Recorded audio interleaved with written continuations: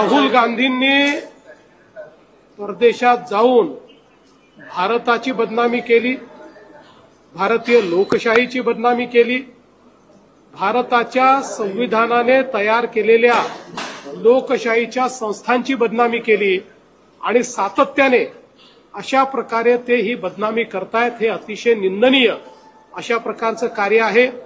वारंवार निवडणुकांमध्ये हारल्यानंतर त्यांच्या मनावर परिणाम झालेला दिसतो आहे, पण ते एका विरोधी पक्षाचे नेते असताना अशा प्रकारे जर आपल्याच देशाची बदनामी ते विदेशात जाऊन करत असतील तर कुठेतरी त्यांच्याबद्दल संशय निर्माण होतो की ते नेमकं कोणाचा अजेंडा चालवत आहेत.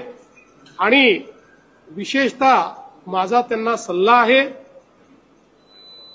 त्यांनी जनतेत जाऊन काम केलं पाहिजे. जगभरात फिरून भारताची बदनामी करून त्यांची मतं वाढणार नाहीत.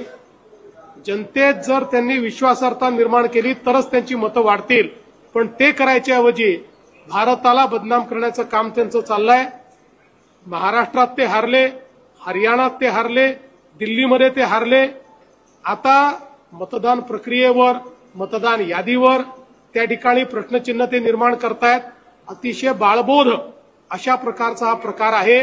त्यामुळे त्यांनी जनतेत जावं आणि भारताची बदनामी करणं राहुल गांधींनी बंद करावं असं आमचं त्यांना आव्हान आहे.